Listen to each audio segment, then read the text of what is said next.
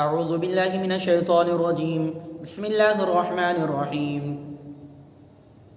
وَإِن كُنتُمْ فِي رَيْبٍ مِّمَّا نَزَّلْنَا عَلَىٰ عَبْدِنَا فَأْتُوا بِسُورَةٍ مِّن مِّثْلِهِ وَادْعُوا شُهَدَاءَكُم مِّن دُونِ اللَّهِ إِن كُنتُمْ صَادِقِينَ۔ اور اگر تم اس کتاب کے بارے میں کچھ شک میں ہو جو ہم نے اپنے بندے محمد صلی اللہ علیہ وسلم پر نازل کی ہے، تو اسی طرح کی ایک صورت تم بھی بنا لاؤ اور اللہ کے سوا جو تمہارے مددگار ہوں ان کو بھی بلاؤ اگر تم اپنے دعوے میں سچے ہو۔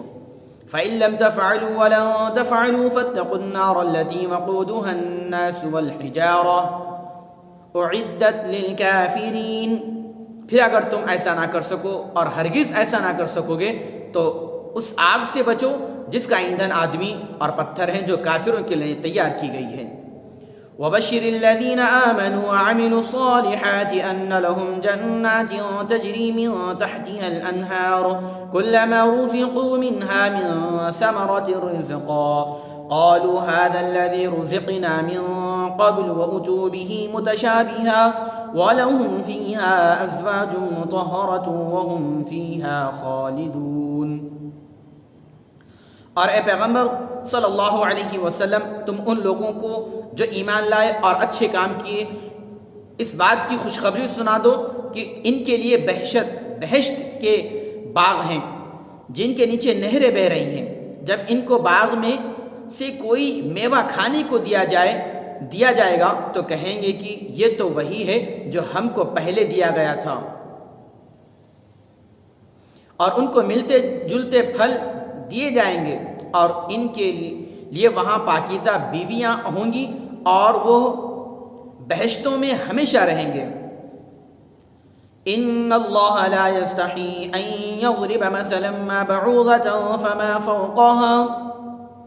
بے شک اللہ کوئی مثال بیان کرنے سے نہیں شرماتا ہے، چاہے وہ مثال مچھر کی ہو یا اس سے بھی بڑھ کر کسی حقیر چیز کی۔ توحید کا بیان ختم ہونے کے بعد حضرت محمد مصطفیٰ صلی اللہ علیہ وسلم کی رسالت کا ذکر کیا جاتا ہے، کیونکہ توحید کا علم، صحیح علم اور متقیانہ زندگی کا صحیح تصور وحی الہی کے سوا اور رسول کے واسطے کے بغیر کسی اور ذریعے سے حاصل نہیں ہو سکتا۔ اس کے ثبوت میں قرآن کریم بطور معجزہ اور دلیل کے پیش کیا جاتا ہے۔ خلاصہ یہ ہے کہ محمد صلی اللہ علیہ وسلم اپنے دعوے رسالت میں برحق ہیں۔ اس کی دلیل یہ ہے کہ جو معجزانہ کلام وہ پیش کر رہے ہیں وہ کلام الہی ہے جو فصاحت و بلاغت اور معانی و مطالب کے لحاظ سے بے نظیر ہے اور بشری طاقت سے بالا ہے۔ اگر تم کو اس بات میں کچھ شک ہے تو اس کا فیصلہ بہت آسان ہے، تم بھی تو اہل زبان ہو اور تم کو فصاحت و بلاغت کا دعویٰ وہ غرور ہے، اور تم آئے دن بڑے بڑے فصیح و بلیغ قصیدے کہتے رہتے ہو اور شاعری میں باہم مقابلہ کرتے رہتے ہو۔ اگر تم یہ سمجھتے ہو کہ یہ کلام کسی انسان کا بنایا ہوا ہے تو اس کا مقابلہ کرو اور اللہ کے سوا جن طاقتوں کو تم نے اپنا حمایتی سمجھ رکھا ہے ان سب کو اپنی مدد کے لیے بلا لو۔ اگر تم ایسا نہ کر سکو اور ہمارا دعویٰ ہے کہ تم ہرگز ایسا نہ کر سکو گے تو پھر سچائی کے انکار سے باز آؤ اور قرآن کے کلام الہی ہونے اور محمد صلی اللہ علیہ وسلم کے رسول ہونے پر ایمان لاؤ۔ تاریخ شاہد ہے کہ مخالفین اسلام نے اسلام کی بیخکنی میں طرح طرح کی تدبیریں کی اور آج بھی کرتے رہتے ہیں، مگر قرآن کے اس دعوے کا جواب نہ دے سکے اور قرآن کے مقابلے میں ایک چھوٹی سی سورت بھی پیش نہ کر سکے۔ جب مکہ والے کلام الہی جیسی چھوٹی سورہ بھی پیش نہ کر سکے اور قرآن کا جواب لانے سے عاجز ہو گئے تو انہوں نے ہٹ دھرمی شروع کی اور کوئی بات تو بن نہ پڑی۔ ایک اعتراض یہ کیا کہ قرآن میں مکھی اور مکڑی جیسی حقیر اور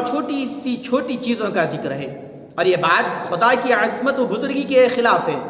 اس آیت میں ان کے اعتراض کا جواب دیا گیا ہے کہ بے شک کلام الہی میں مکڑی، مکھی، مچھر جیسی چھوٹی چیزوں کا ذکر بطور مثال کے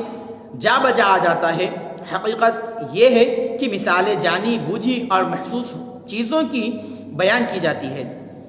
اس سے فائدہ یہ ہوتا ہے کہ پڑھنے والے کے سامنے نازک خیالات کی تصویریں کھینچ جاتی ہیں اور اس طرح باریک اور گہری حقیقتیں آسانی سے سمجھ میں آ جاتی ہیں۔ یہی وجہ ہے کہ عام بول چال میں، ادیبوں اور حکیموں کے کلام میں، بلکہ تورات و انجیل میں بھی مثالیں بکثرت ملتی ہیں۔ رہی یہ بات کہ مثال چھوٹی چھوٹی اور حقیر چیزوں کی ہے، یہ کوئی اعتراض یا عیب کی بات نہیں۔ مثال میں جو چیزیں پیش کی گئی ہیں ان کا چھوٹا یا بڑا ہونا دیکھا نہیں جاتا، بلکہ یہ بات دیکھی جاتی ہے کہ مثال مناسب ہے اور اس چیز کے مطابق ہے جس کی وضاحت کے لیے پیش کی گئی ہے۔ اگر کسی چیز کی حقارت اور بے معنی ظاہر کرنے کے لیے مثال دینی ہو تو لازمی طور پر مثال بھی حقیر چیز کی ہونی چاہیے، ورنہ ادبی نقطہ نظر سے تمثیل ناقص ہوگی۔ چنانچہ بتوں کی بے معنی اور کمزوری ظاہر کرنے کے لیے اللہ تعالیٰ نے مکھی کو بطور مثال پیش کیا اور توجہ دلائی کہ جن بتوں کو تم اپنا حاجت روا سمجھتے ہو وہ تو مکھی سے بھی زیادہ کمزور ہیں۔ اگر مکھی ان سے کوئی چیز چھین لے تو تم دیکھتے ہو کہ وہ اپنی چیز اس سے نہیں چھڑا سکتے، تو ایسے کمزور اور بے مایا بت تمہاری حاجت روائی کیسے کر سکتے ہیں؟